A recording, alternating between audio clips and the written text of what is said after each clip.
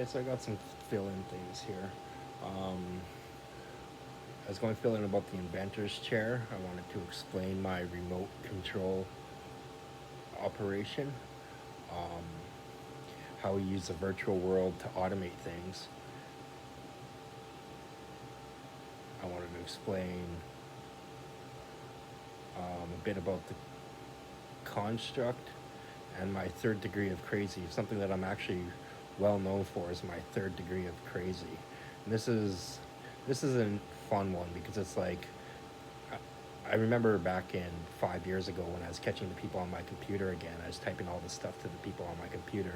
And one of the things that I was going off about is like how I had this ultra video game system with 64 graphics cards and 8 running in reverse. And I've got like you know um,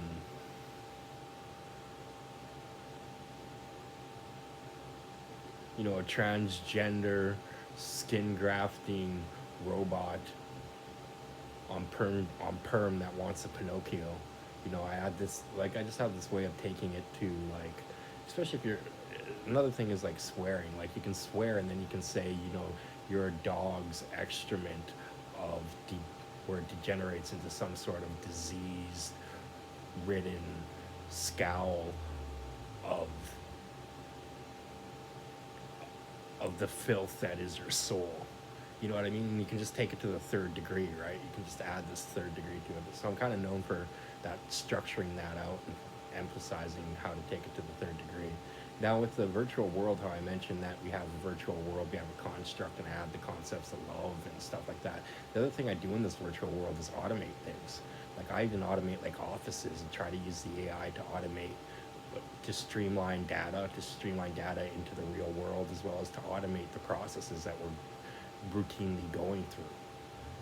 Even though, even if it's not labor, even if it's office related or something, or intellectual related, those are like some fun ones to try to automate. Is like how to think and how to, you know, do human stuff, right? So, and the main thing about my construct, when I operate a fleet of robots, I have a remote control. That construct acts as a remote control, but one of my main technologies that I first came up with was back in 2007 when I said stick remote control in tanks. That was like the start of the remote controls in tanks and stuff, but that led to remote controls in farm equipment, remote controls in mining equipment, remote controls, in any kind of mobile robotic that you have. So if anything goes wrong with your programming, you have the remote control to fall back on. And it's also a great way to program. Like if you go through and you remote controlly do the operation, you say you're mowing a lawn or something and you mow it with the remote control, then you just play it back. And you just press play back, and then the next time mows the lawn automatically, so to speak. I've evolved the process a bit where you take you record your remote control process, but then you break it down into segments, and you test for completion on each segment. And you also have to have things like you don't want to run into a child and stuff like that too, right? So you have to have constant checks and constant sensors testing for stuff, and testing for completion, and testing for progress. And you know um, basically just take your remote control routine and then break it into segments and make it an intelligent thinking routine. It's like, okay, I did this, now I'm going to do that, now I'm going to do that. Was it successful? Was it complete? So forth. Um,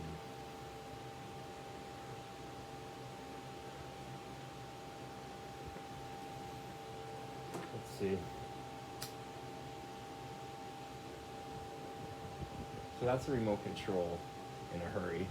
It's a remote control in a hurry. Oh, the other thing is the remote control is like, say that you had a humanoid robot. What makes a good remote control for a humanoid robot is a mini humanoid robot, or a mini version of the robot is a good way to like program the robot. Is you move the mini version to move the big one. You move the mini version to move the big one. That's an awesome way where everything lines up, and it's an easy way to program a robot. The other thing is there's this guy that was trying to get brainwaves with his phone. He's trying to take brainwaves and turn them into pictures or whatever, trying to see what's inside of your brain. Well, anyway, what I figured is if I took this guy's invention and if I could get it to turn a purple screen. No matter what I thought, as long as it turned a purple screen, or if I could get it to turn a blue screen, or if I could get it to turn a red screen, and every time I thought this, it turned red, or every time I thought this, it turned blue, you could turn this into a controller. You could turn this into a controller and remotely control robots or video games or whatever you want with your brain, you know, because you just think what you need to think to turn it purple, think what you need to think to turn it blue. If this thing correlates in any significant way, it could be a external mind controller. So that's one's pretty cool. The inventor's chair. The inventor's chair was the one thing when I was by myself. You know, I wanted out of here. I was really successful with my afterlife stuff and my God stuff, and I wanted out here. But the only thing that I just wanted like a cottage by the lake or something, and this inventor's chair, which is just like an automatic beamer, or like you could do a facility or whatever, but just something where you can invent whatever you want. You know, where you're facilitated to invent whatever you want. If you use a beamer, you know what I mean. It constructs particles into however you want to, so you can invent whatever you want, right? So that's like the ultimate goal somehow. But like by building all these robotic facilities and these automated facilities, you know, I'm going after this inventor's chair where you can sort of invent anything you want. And like when you take a look at my console, my virtual world, like you click on anything in that virtual world and it tells you absolutely everything about it.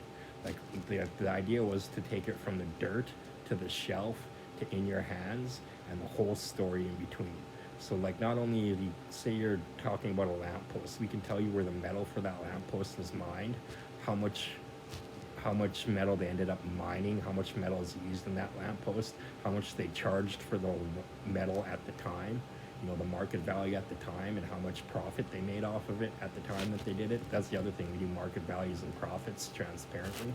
So we tell you exactly how much things cost and exactly how much profit we're making for it, which practices to use. So how this lamppost was developed is according to best practices and where it ranks on the best practice list onto how it was developed, you know, and it tells you like absolutely everything. Like your shirt, we can find out where you can go buy that shirt. You click on a shirt on my video game on my console, you go buy that shirt. You can go buy the TV, you can go buy the fan, you can go buy, you know, the dresser. You can buy the exact stuff. You can find out how much they cost to make them. You can find out exactly how they were made, you know, what automatic process was used to refine its making. So this console is like like not only does it have like math, does it have all the prerequisites to polynomials that you'll need for your invention. You know, it's got all the real world industry market from ground to shelf stuff. So exactly how things are made, exactly how much things cost, who else is making them, how much they're charging for them. You know, comparing the market is a large thing. And, you know, what science was used, what skills are needed to build a lamppost, what sort of math do you need to learn, what sort of science do you need to learn, what sort of, skills, what sort of like trade skills do you need to, accomplish this particular lamppost and stuff like that. So this console or this construct is like full of information, full of all the information you need to invent something. Like anything. Oh, one of the great things is like the evolution of, like the first lamppost ever built is one of the things that we'll do, and then we'll have like, this is how this compares to how the first lamppost ever built evolved into this lamppost, and this is how we see lampposts evolving in the future. You know what I mean? And the story and the ladder. The other thing we did is took all the books and scanned all the books. So the first time this god was ever referenced in whatever literature, back in 600, you can check the first time he's referenced to the next time he was referenced to the next time he's referenced according to our literature and history. You know what I mean? You can go back to see when this clothing first occurred, when this clothing was first worn and how it was worn throughout history and stuff like that in order and stuff. So we scanned the books and ordered the books and organized the information, organized the subjects, so you could just search through any subject and read about any subject. So that's a big thing to do. That's pretty much it. I only have a few seconds, so there you go.